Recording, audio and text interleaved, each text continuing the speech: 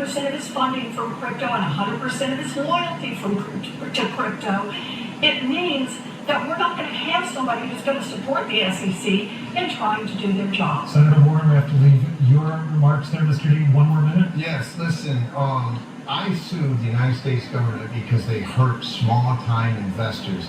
And you want to know it went viral. 75,000 individual token holders, not billionaires, people that have $5,000 invested, okay, $2,000 invested. They joined me. 627 of them here live in Massachusets. And we sued the SEC, and I said that XRP token was legal. The SEC said it wasn't. And Judge Annalisa Torres, who was appointed by Barack Obama, agreed with me, cited my work, cited the affidavits that I submitted to the court, and ruled in my favor and said Deaton is right, basically.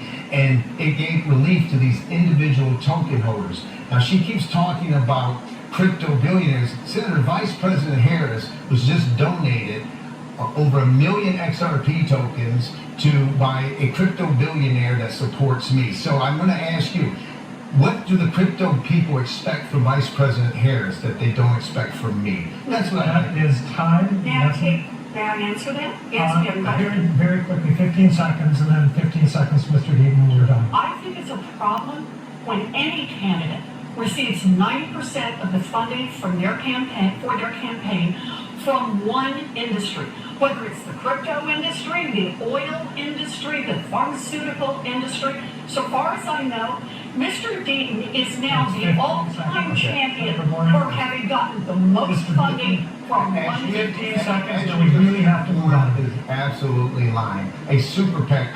Senator Warren, I have $2 million. $105 is the average donation. I put $1 million of my own money in this race. She's talking about crypto billionaires or somebody who did a fund that's about her. She wanted to ban an industry, and so they have to move on from this. I have another question. That's the next question on a different topic. Thank you, Adam. I have another question for both of you, and this is part of our Connecting the Commonwealth initiative. And this question comes from our sister station CAI on the Cape and Islands. Massachusetts recently committed New England's largest ever purchase of offshore wind power. At the same time, fishing groups and local communities have raised some concerns about impacts to our oceans and our coastlines. You'll both get an opportunity in this, Mr. Deaton. I'm going to start with you for 90 seconds. Two-part question. Where do you stand on the push to create an offshore wind economy, which has received significant federal funding over the last 4 years? And would you support the pause on offshore wind development demanded by opponents? Yes, listen, this is a problem where people rush without actually thinking about how to do something. This comes down to where Senator Warren's wrong. She thinks the government is the answer to every solution, when I believe the government is usually the problem. And here's an example. They've created so many regulations that commercial fishermen here in Massachusetts have basically been bankrupt and put out of business. They literally, the Chevron decision that was talked about earlier dealt with the fishermen because the government, people like Senator Warren said, hey, we're going to send someone on your boat and they're going to count how many fish you catch and you're going to have to pay for it out of your own earnings even though you're trying to support your family. That's insanity. And that's not how you approach things. And so we have to have renewable energy, in my opinion, has to be focused in the right areas. For example, I brought up Western Mass. I believe Western Mass is the prime place where we can establish renewable energy and revitalize this economy in the state. And that includes wind, that includes solar, that includes hydro, and like I said, it includes a limited amount of nuclear. And so I do support a pause at this point in time because it's just like when the government said, here's $7.5 billion to build EV charging stations. After 3 years, they didn't have one online, and they've only got 7 right now, and it's $7.5 billion. In the meantime, Tesla, in 1 quarter, built 359 of them. So, of course, the private sector is better. Senator, you have 90 seconds. So we need to listen to our fishermen. We also need to listen to our native nations about who are affected by offshore wind and offshore wind development. I think it's important that people be compensated. I think it's important that they be fully consulted. But I do not support leaning back on offshore wind. We are in a climate crisis, and offshore wind is one of the ways we're going to work our way out of that. Go down to New Bedford, go out to the Cape and see the development that's coming from this. Look, this is a big difference between Democrats and Republicans. We don't have somebody here who says he's a climate denier, but he just doesn't want any of the things it's going to take to move us to a clean energy economy. I am very proud of the fact that I helped pass the biggest climate package in the history of the world, and it was paid for by my 15% minimum tax on billionaire corporations that were paying little or nothing. Corporations like Amazon. And that has resulted already, you can see it out here in Western Mass, 25 new electric school buses already that we have here. The resilience that we're building right now. This is a part of how we build a clean future. And understand this, I'm proud of what we've done, but it isn't nearly enough. We need to double down on our investments in climate again and again. Mr. Deaton, you have 1 minute to rebut.